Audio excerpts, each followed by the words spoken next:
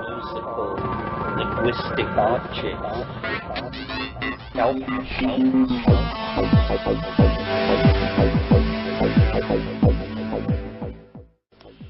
Greetings from Cyberdelic Space. This is Lorenzo, and I'm your host here in the Psychedelic Salon. Well, just as promised, today we're going to hear the continuation of the previous podcast in which Ralph Abraham and Rupert Sheldrake were discussing creativity and chaos. And this is from the first series of trialogues they held, along with Terence McKenna, at Esalen in September of 1989. There's one little hitch here, I guess, and that is that the first 12 minutes of the tape had a really bad hum in it.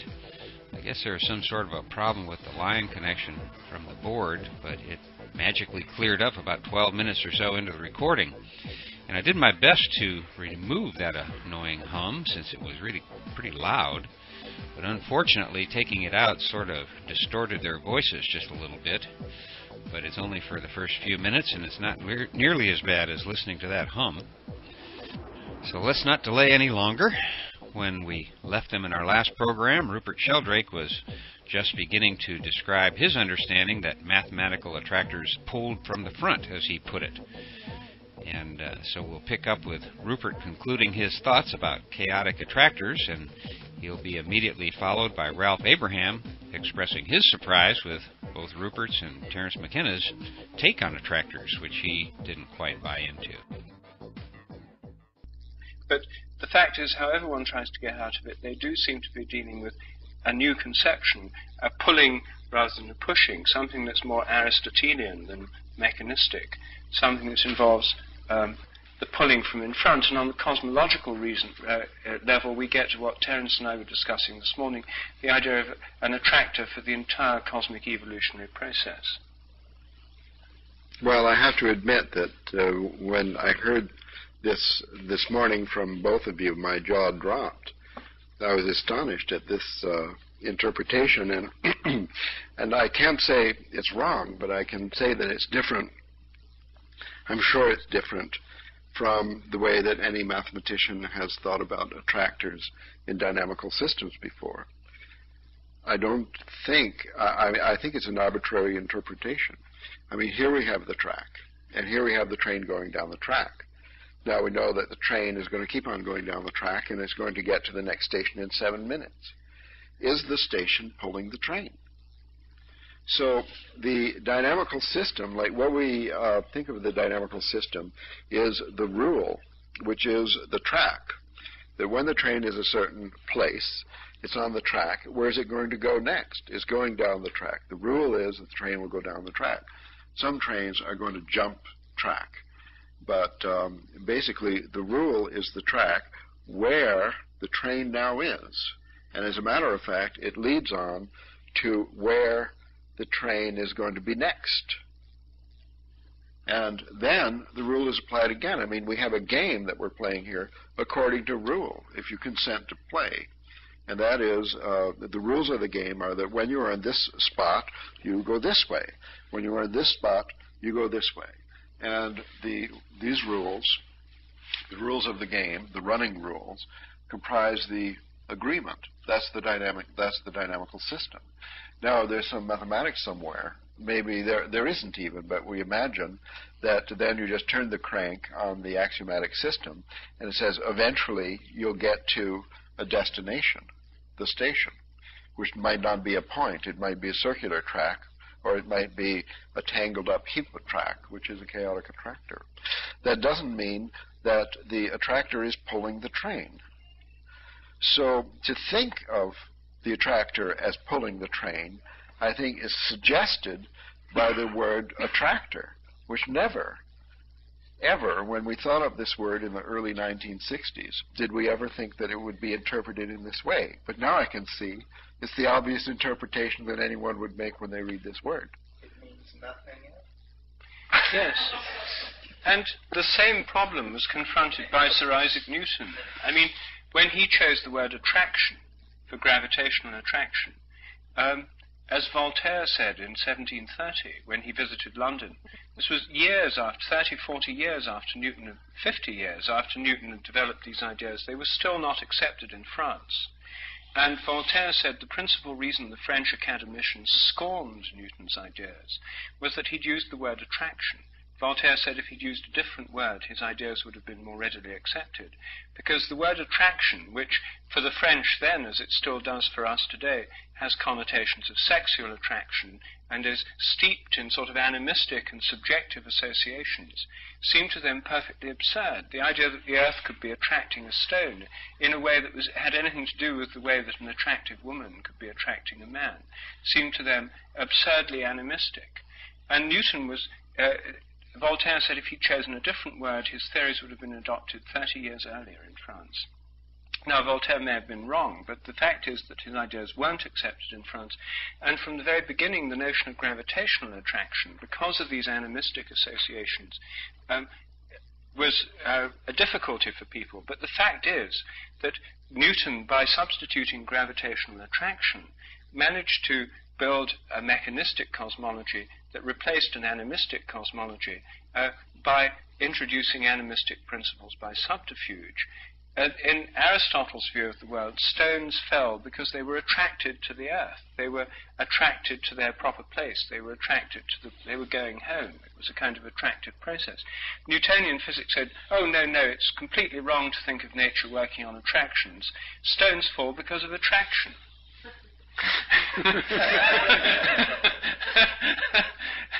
And then, if you say, well, wait a minute, isn't that rather a funny word to use? They said, oh, no, forget about any sort of animistic associations. This is a totally technical term. Now, so we've been through this particular thing before. We have, yes. And what's happened is that in the evolution of science since the mechanistic revolution, attraction has been reinvented again and again. And its inventors choose the name, and then supporters then disavow that this is what they're saying, because the name has such an inherent appeal and plausibility. It seems to correspond to the way nature's going. They then remember that science isn't meant to be like that, and sort of pretend that actually it's just a coincidence. He could have called it something else. But Newtonian physics and the triumph of the mechanistic system, in my opinion, only works because what it was seeking to deny was introduced into it by a kind of subterfuge, and pretended that this was a mechanical principle, whereas it was something else. And I suspect that the same is true with your dynamical attractors myself. And you see, I think even if you take your example of the train, the station isn't pulling the train, but in a sense what's motivating the train is the purpose of the people getting to New York or Los Angeles or London. Unless human beings were purposive and had destinations they wanted to get to, unless railway companies had schedules and planned the way they ran the trains in accordance with what they thought supply and demand was, that train wouldn't be running. There's a sense in which the station is an attractor. If I want to go by train to London, I get on a train that's going to London because in sense it's my purpose to go to London. And the idea that the train can be modelled as if there's a tractor, but actually it's just a dynamical system running along rails that happens to end up in London. If you observe enough trains on the London railway line, you see lots of them going to London, so you put in the model that London's an attractor, but it's got nothing to do with attraction. That's, in a sense, a subterfuge, because it has got a great deal to do with attraction. There are railway lines running nowhere in particular that very few people travel on, and after a while, they have no stations. Railway companies close them down because they say there's no demand. So I think you see that there is this implication, and I think even in your chosen example, it's really there. Well, I think it's a good analogy with Newton's attraction. And there are, with his theory, or equally in general relativity, some unresolved difficult problems about action at a distance in space. And I think that we have the same thing here, but it's a question of action at a distance in time. And there are two different times that are being confused, and I think the idea of two-dimensional time that a couple of people have already suggested could aid us here. The train goes down to the track and arrives at the station, and that's the attractor, but it's not actually pulling the train. So there is an action at the given instant before the train arrives at the station. The arrival at the station is still in the future. The problem with thinking of the station pulling the train, is that the cause is then in the future. That's the problem with this teleological approach. However, your argument that the station pulls the train because the people want to go there applies to a different kind of time. And that's the time on the scale of the evolution of the train system. And people used to get off the train there and there was no station. They asked the conductor for it to stop, and after many people did, and then they built the station there, and so on. So I think the more interesting thing, rather than a dynamical model with attractors and so on as the exerting an influence over the past to approach the future, the more interesting idea is to make a model for evolution itself, in which the train system, with its various distribution of stations, even the location of towns, the size of London as opposed to the size of Brighton and so on, all of this is evolving slowly in the course of another kind of time, a time in centuries. And there we have this pattern is coming forth on a trajectory in another space, which is also going to an attractor, which is the final configuration, the city plan, the location of cities, the network of train tracks, and so on. And the evolution of that is also going toward an attractor. But is it being pulled by the attractor? So I think it's not, because the people are exerting their will by getting on and off the train wherever they want, and that's the real cause, as it were. The determinant of evolution is the free will in the moment, is the collective action of the citizens in the present. Well, just one more thing I should say before we ask Terence for his opinion. There's a sense in which we face this problem in our own psychology. There's a sense in which our own motivations you see, motivations in the ordinary psychological sense are not pushing from behind, but pulling from ahead. And in courts of law, seeking to establish the cause of what happened, motivation is very important. Did so-and-so willfully murder so-and-so? And if so, what was their motive? The motive isn't if they did it in order to kill them, in order to inherit money that they would inherit through their will, there's a sense in which a future state or an imagined future state is what's pulling them. And there's a sense in which our own motivation, we have desires and goals, we have purposes and aims. Even if, just like coming to Esalen this weekend, all of us had the intention of getting here, and the intention preceded our coming here. And the sense in which the goal of being here at Esalen this weekend drew our behavior towards it, and that goal was in the future. So we face the same problem when dealing with our own psychological motivations, which we know most about. We know more about our own motivations than about the functioning of the course of nature. And I would have thought exactly the same problems arose. And the concept of morphic attractors in morphic resonance theory and in Aristotle's notion of the soul, the concept of the entelechy, is trying to deal with this fact that somehow in the present, the system, the person, the developing animal, the developing plant, in the present is subject to the influence of a potential future state that hasn't yet come into being. But that future state is what directs and guides and attracts the development of the present system. Now, is that future state existing in the present in some other dimension or direction of time, or is it actually out there in the future and pulling from tomorrow or the day after tomorrow through time? I mean, these may be just different ways of trying to imagine how this is working. Now we've arrived at the imagination. Exactly. Over to Terence.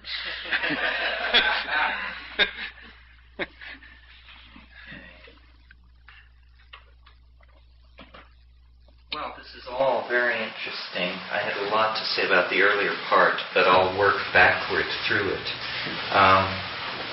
I think Whitehead had a phrase called appetition for completion, which is, I take to be what this attractor notion is seeking to concretize. If we didn't use the word attractor, if we tried to be true to the notion that the thing was being pushed from behind the process, then we would have to use a word like the propeller or the motivator. And in these cases, I think intuitively, or perhaps it's just the habit of my own thinking, these seem to be inelegant terms. They seem to immediately raise questions of operational detail that attractor doesn't. We know how things are attracted to something. They simply move toward them.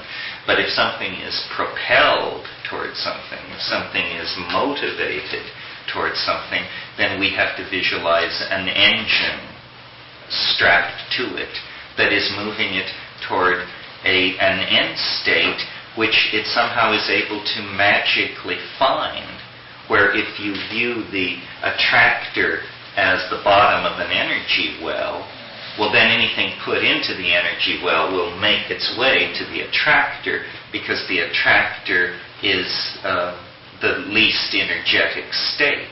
And so the whole system tends to move in that direction. The idea that the cause is in the future makes hash of the notion of causality. And so this is, I think, on the part of science, something that they're very concerned to eliminate, because the backwash from that assumption will make the practice of science much more difficult. Nevertheless, Ralph and his colleagues have been modeling for many years now plant growth, dripping faucets, coupled oscillators like groups of cuckoo clocks hung on the wall, and this sort of thing. The modeling task, ne plus ultra, is history. This is where you're no longer playing a little game to demonstrate something to a group of students or colleagues, but where you actually are saying our models, our methods are powerful enough that now we will take on the real world, not even the real world of biology, but the real world of the felt experience of being embedded in human institutions. Well, when you look at history, I think the whole reason history has bogged down in the 20th century is because of the absence of belief in an attractor. This is the hideous legacy of existentialism and all the philosophies constellated around it, that there is no attractor, there is no appetition for completion. Everything is referent to the past up through the present and no further. So that's what I think about the last part of the thing. What interested me more and appealed more to my own kinkiness, because it caused me to think something I had never thought before, even though on one level Rupert was taking liberties with my material. This notion about complexity and cooling, I saw, perhaps because I heard it from his lips rather than my own, I saw a dimension which I had never seen before, which is my tendency is always to carry any principle to the ultimate extrapolation.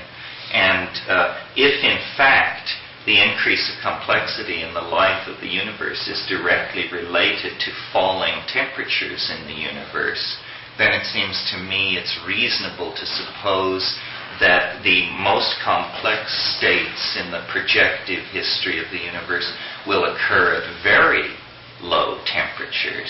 Well, isn't it interesting then that phenomena like superconductivity and stuff like that has to do with low temperatures? And superconductivity is fascinating to cybernetic engineers because it's a way to preserve information from decay. You see, if you put information into a superconducting circuit operating around absolute zero, it will be impossible to disrupt that circuit without destroying it. And people like Erwin Schrödinger, as early as the mid-30s, suggested that since life seeks to stabilize itself against mutation, the obvious principle to be brought in to aid in that task would be something very much like superconductivity. Well, I don't want to belabor the point in my little space of time, but in fact the way in which charge transfer and things like that occur in DNA suggests that nature may have incorporated this principle into its mechanics.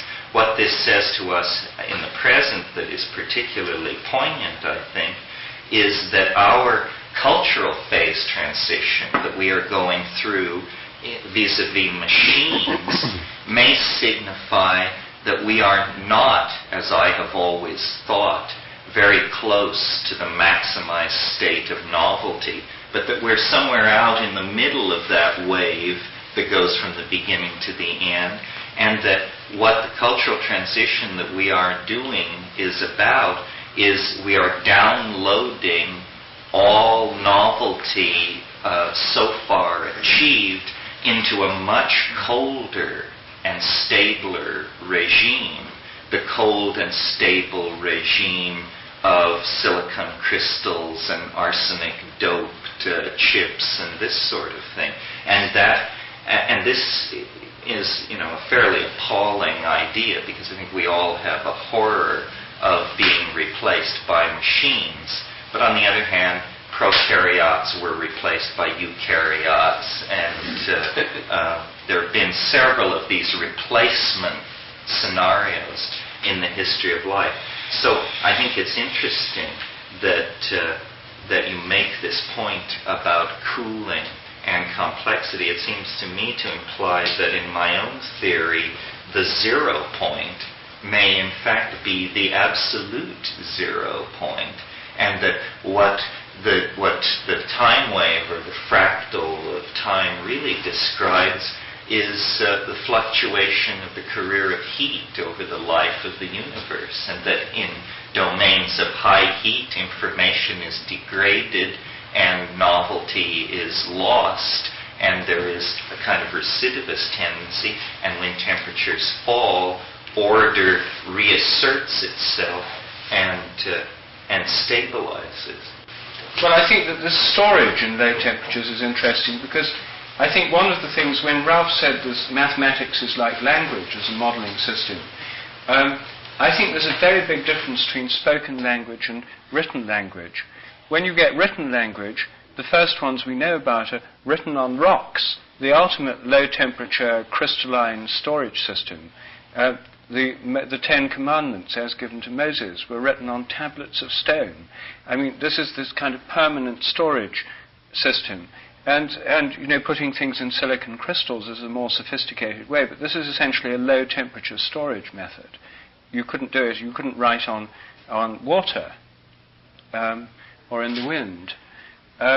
So I think that the language, and the written language, creates the illusion for us of an independent world. I think I myself think the notion of Platonic forms and this ideal, this transcendent eternal world couldn't have arisen until written language had arisen, because written language produced the model, and by what I'd think of as a kind of idolatry, these man-made symbols and structures, languages and mathematics, when written down, can be imagined to endure forever in some kind of other realm, as if there's some kind of celestial rock or celestial stone or celestial crystal in which they endure forever.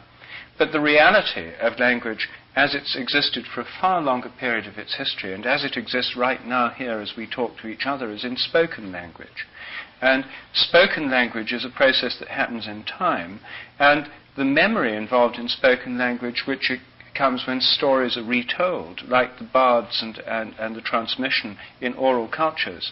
There is no written record, so the spoken record, the story, organically develops as time goes on, and there's nobody around to say, well, look, you've got the story wrong because in the book it's written like this. The thing organically evolves. And so I think a model of language as a kind of model of reality, an oral tradition has this constantly evolving and conserved, and yet conserved model. Whereas as soon as you've got a written one, as soon as you've got written records, or written mathematical formulae, you get the impression, an imaginary realm of sort of eternal forms, by just sort of projecting the notion of things written down. Anyway, that was just what I wanted to say in response to what you said. And I think that's one way in which we get this, or we could easily get, I'm not saying for sure the mathematically Platonic or Pythagorean realm is an illusion, but it would be easy to see how such an illusion could be produced. Well, I imagine, just to be contrary, that mathematics preceded not only writing, but mathematics probably preceded language as well. Certainly, mathematics preceded writing. And in mathematics, we have, for example, a circle, a line. I mean, these are, for Plato, the ideals. Right? So we need writing on stone to think of a line or a circle or a triangle as being eternal form. And the evolution of this kind of mathematics preceding writing was probably done by drawing in sand. And writing evolved by drawing in sand, and only later you had drawing on stone. So I think, it's just possible that the idea of eternal forms, laws, and so on emerged before writing on stone, and that writing on stone was just, as a matter of fact, a concretization of those. It just suggests a migration in evolution from the immaterial to the material, from the abstract to the concrete. I mean, it's the opposite of what a lot of people think. Your theories are the theories of chaos. Using this gentleman's terminology here, is this a model? How does it relate to, is it a model for the chaos in society, in our world today? And what does it tell you about that? Yeah, I used to answer when I went on the airplane, and the person in the next seat would say, what do you do? And I say, oh, well, I'm a math professor. I do research in mathematics. And then they always say, that's my worst subject. And the conversation would end. So I soon learned to pretend that it was something else. Well, I write books. Oh, yeah? What kind of books? Well, textbooks. Well, that would end the conversation. Once, as a kind of accident, I said, well, I study chaos theory. And the person immediately said, now that's a subject I know a lot about. That was many years ago, but I rejected that. And so at that point, I would have answered to your question, no. I didn't think there was very much relationship between mathematical models with chaotic behavior on the one hand and the chaos in life. What people are talking about when they say that's something I know a lot about, they're talking about a problem in their relationship or in the middle of the argument with their mate or something. So, but my attitude has changed over the years, and more I've been trying to make models in the social sciences in general, and now I have, for example, a project in psychoanalysis to model, working with a group of psychoanalysts to model the therapeutic situation. And their idea was, in the experience of their practice of psychoanalysis, they had the feeling that the patient would present, that's a technical jargon, I gather, of that field, would present chaotically. That the presentation would become more chaotic, and that was to them a clue that a trigger was approaching for an episode or something.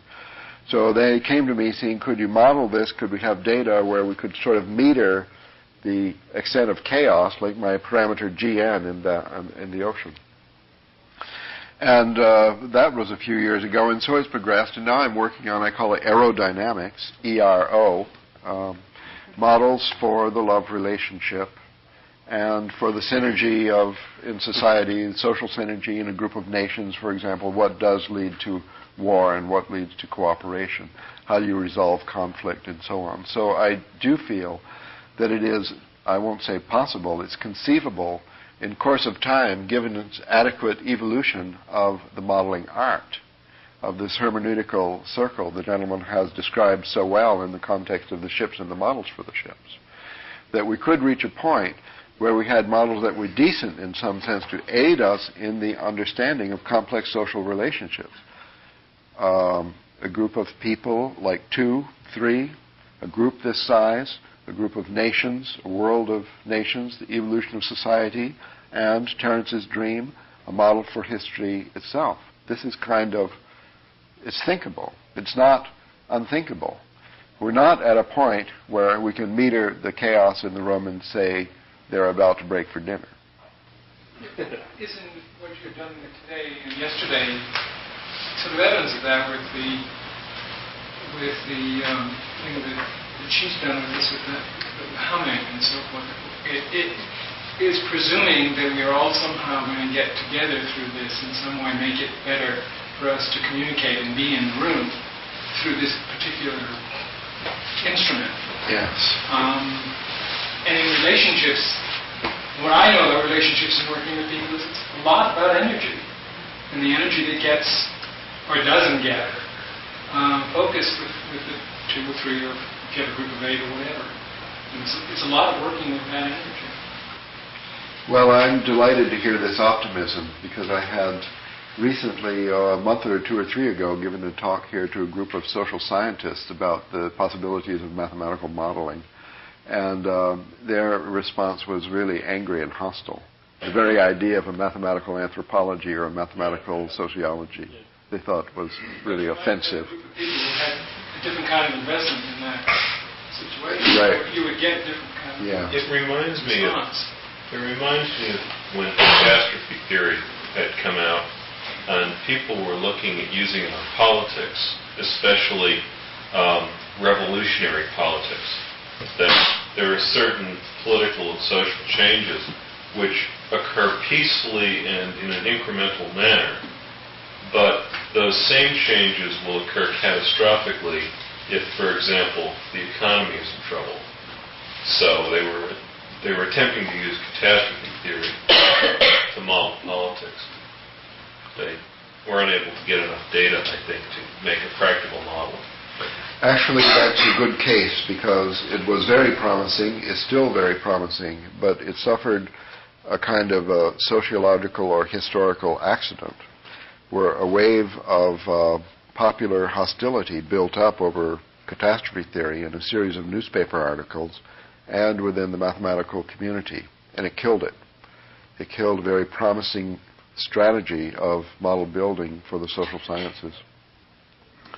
Anyway, it was very limited. It was a temporary stage on the way to what we are doing now with these systems. And I don't know if it will save the world or anything, but I can tell you it's a lot of fun. Ralph, in line with the question about sociology, I haven't asked you this question for a couple of years. I ask it every couple of years. Do you still cling to the mathematical proof of the impossibility of monogamy?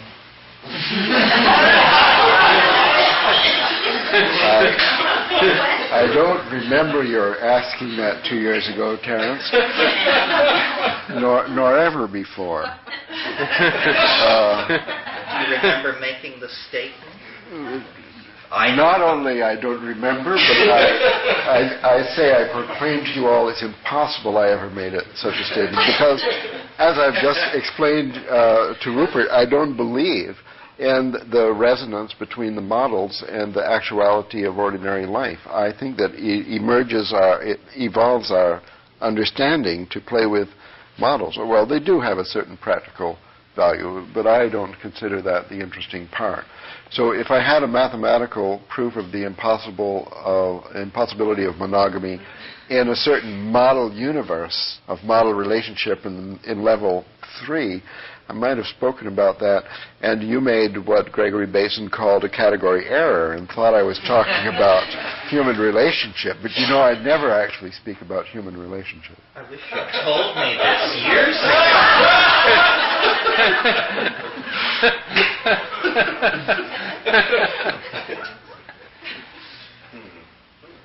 Shall we stop? Next question. Yes.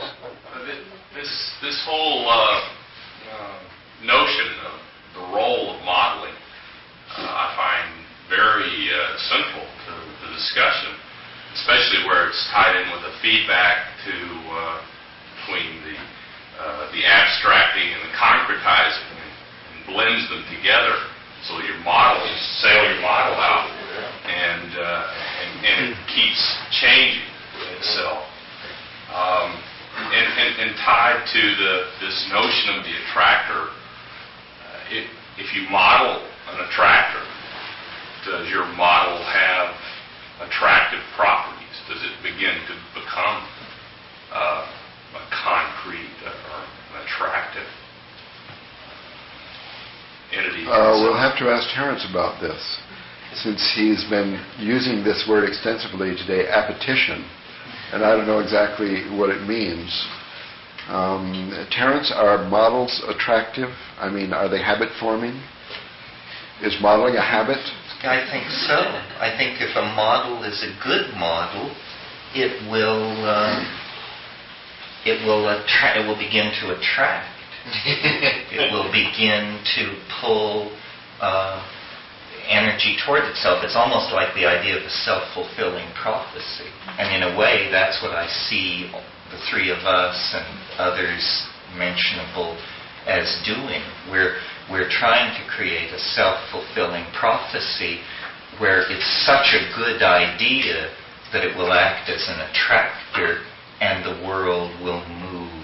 Yes, a good dream for a future with a future. Yes.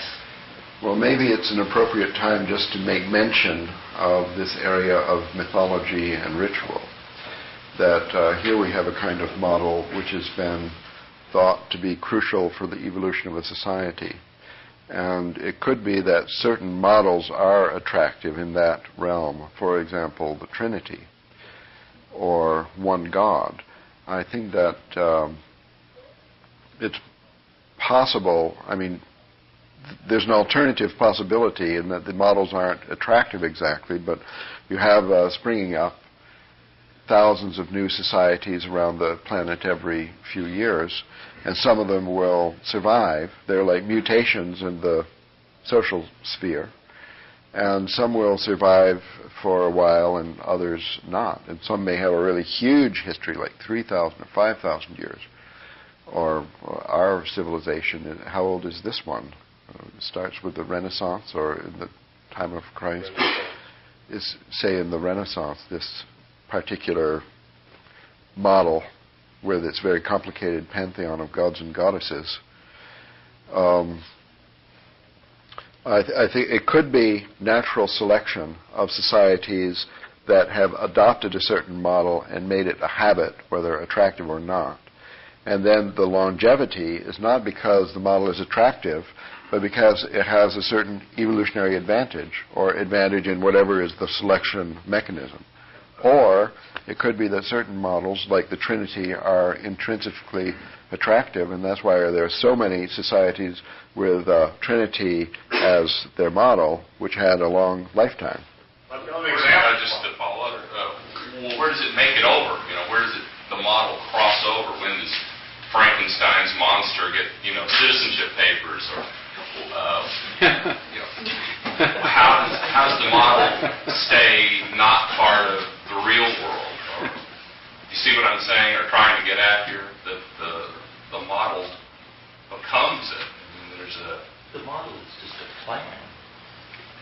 Yeah, but the model takes on a kind of social reality, doesn't it? In a religious system, like Islam, for example, the model of God, which Islam has, this strongly emphasized monotheism, actually takes on a social reality.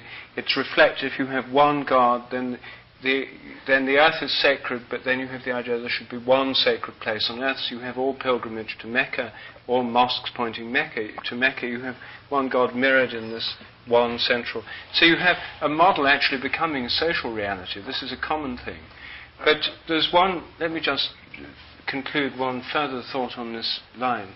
I think that the history of religions is one of the things that it tells us is that all temples, images,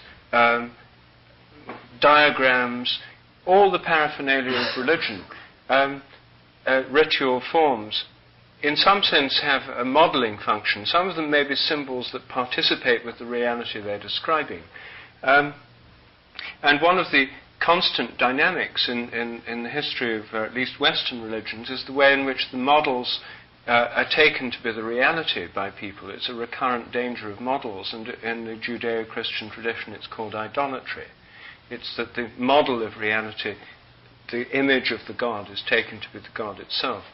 And I myself think that one of the problems of the mechanistic worldview is that the mathematical models of classical physics were taken by many people to be the actual reality governing the world. So the idea was there was this mathematical mind governing the world. And this became the God of the materialist or the atheist. This kind of, the mathematical models, the images of reality became the ultimate reality for them.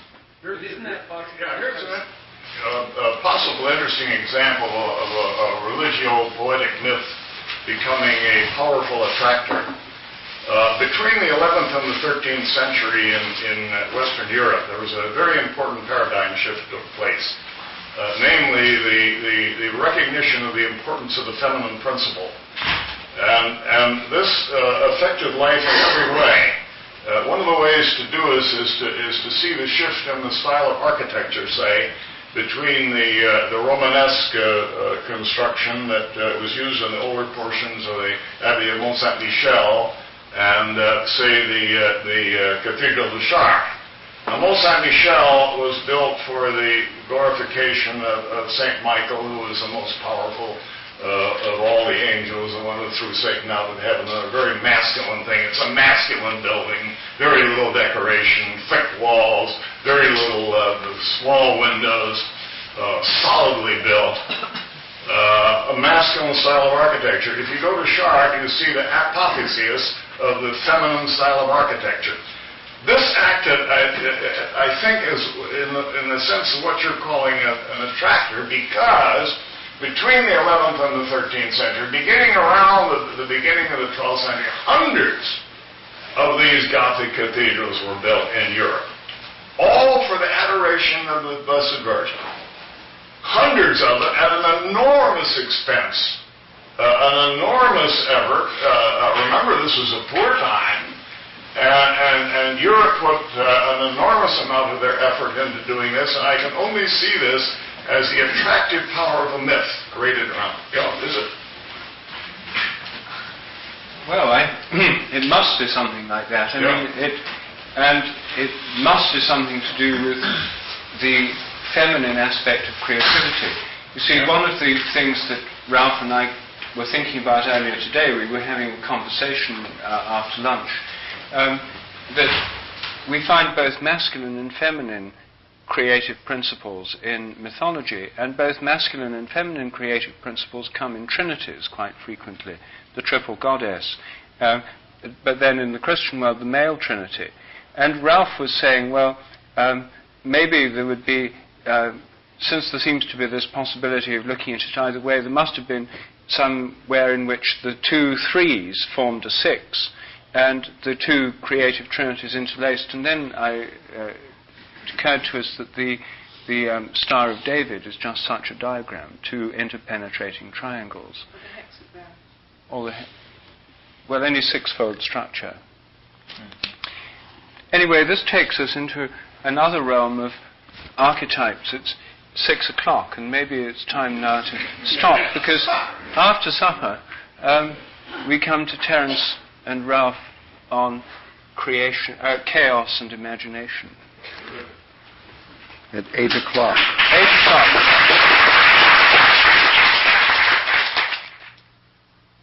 And that's where we'll pick up with the next trialogue, which will be the podcast after next. Because, as most of you already know, I'm trying to put out 3 programs each week, at least for a little while. My plan is to put out 2 trialogues each week with an alternative program in between the trialogues. Once I get this first series podcast, I'll let you know what I decide about how soon the next series will come out, because maybe you'll be ready for a break from the trialoguers by then. In any event, I've got an embarrassment of riches in new program material right now, so it looks like we're going to have some interesting times together in the year ahead. Getting back to today's program, about 22 minutes or so into their conversation, you probably noticed Rupert talked about the difference between written and spoken language, particularly in respect to the permanence of the written word. And I'm wondering if the internet and podcasting are going to change his thinking about the spoken word not being very permanent. You know, who would have thought on that lovely September day at Esalen in 1989 that over 15 years later, so many more thousands of us would be able to hear this wonderful conversation. So here's a question for you. In terms of the way Rupert and Terence are talking about attractors, what kind of attractor or series of attractors do you think it was that prompted someone to record those conversations and then give them to Ralph and eventually draw them into being podcast here? So I'll let you have a toke or two on your own and come to your own conclusions on that one. And speaking of having a toke or two, it was only a couple of podcasts ago when I mentioned that when KMO interviewed me for his podcast on the Sea Realm, he told me about another program that can be found at www.dopecast.co.uk. And now that I've heard several programs, I have to say that it's one of the best podcasts I've heard so far. The host of the Dopecast goes by the handle Dope Fiend, and being one myself, I can honestly say I've never met a dope fiend that I didn't like. And after KMO told me about this program, I checked their website and downloaded a couple of podcasts by the Dope Fiend, as well as a couple of other podcasts from what they're calling the Cannabis Podcast Network, all of which is hosted at dopecast.co.uk. Now let me give full disclosure here. The thing is that ever since losing my MP3 player, I've only listened to short segments of these podcasts because it's just not very convenient to be tethered to a computer, particularly once you've enjoyed the freedom of a mobile MP3 player. Anyway, I sent Dope Fiend an email and told him I liked his program, at least the parts of it I'd heard. And now, to make a long story very short, out of the blue this weekend, I get a package in the mail, and lo and behold, it's actually from the Dope Fiend. You know, it was Christmas. It was just like Burning Man does Christmas, I guess, because just out of the blue, someone I don't even know sends me a really cool iRiver MP3 player with a built-in mic that looks like it's going to work perfectly at Burning Man and other road trips that I make to interview people. So when I tell you how much I like the podcast from these guys, I don't want you to think it's because of this wonderful gesture or because he very kindly mentions the Psychedelic Salon from time to time. I just really enjoy these programs, and my bet is that most of you will too. You know, from some of your email, I know that many of you are feeling like you're out on the end of the line, particularly if you don't have any nearby friends to share a joint or to trip with. And I know how you feel, because that's sort of been my situation lately. You know, most of my friends from the tribe are now physically far away, and so I sometimes get a little lonely myself. And then yesterday I got to hear some of Dope Fiend's programs on my new MP3 player, and did I ever have a ball. You just have to hear these guys for yourself, and you know, just have a toke or two and listen to the Dope Fiend, Max Freakout, the Toker, and some of their other friends and fellow podcasters like Queer Ninja, whose music podcast is also really quite brilliant. And then there's Xandor's Grow Reports that I now don't want to miss. And all in all, I just guarantee that you'll feel a lot more connected to the tribe just by listening to these interesting and entertaining programs. And don't miss the Sea Realm either. KMO is doing some really good work out there. And now I'm looking forward to working my way backwards through their entire year of podcasting. All of these guys are having a real party that we can all join in on, at least in my humble opinion. And I think you'll find the production quality of these podcasts significantly higher than here in the salon. But they've given me some new ideas and definitely have inspired me to make some technical improvements here in the Psychedelic Salon. So thanks for sticking with us while I'm still figuring things out. Also, I want to thank Jason and the other tech support people at DreamHost, where I'm in the process of moving the MatrixMasters.com family of websites. It's a major task for me, particularly since I'm making some changes to the site as well. But once it's finished, I think you'll like some of the things like the secure IM chat feature that we're going to eventually be able to use. So thanks for putting up with the super long podcast page for now. You know, I feel your pain, as the saying goes. And before I go, I should mention that this and all of the podcasts from the Psychedelic Salon are protected under the Creative Commons Attribution Non-Commercial Share-alike 2.5 license. And if you have any questions about that, you can click on the link at the bottom of the podcast page at the Psychedelic Salon, where you can find that, of course, at matrixmasters.com/podcasts. And if you still have questions, you can send them in an email to lorenzo@matrixmasters.com. And I want to thank Jacques Cordell and Wells, otherwise known as Chateau Hayuk, for the use of their music here in the Psychedelic Salon. And thanks again, Ralph Abraham, both for participating in the trialogues and then for letting Bruce Damer and me digitize your tapes of these sessions and put them online for our friends here in the Psychedelic Salon to enjoy. And for now, this is Lorenzo, signing off from Cyberdelic Space. Be well, my friends.